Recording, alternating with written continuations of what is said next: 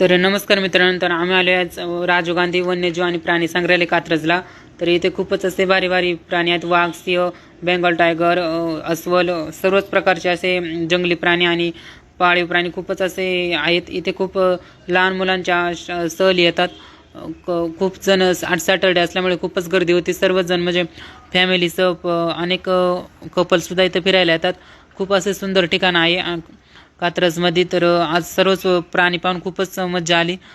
खूपच सुंदर ठिकाण असल्यामुळे इथेच एकदम असं निसर्गरम्य वातावरण आहे. जर तुम्हाला पण इथं कधी यायचं असेल तर तुम्ही नक्कीच आपल्या मित्रांसोबत किंवा फॅमिलीसोबत येऊ शकतात.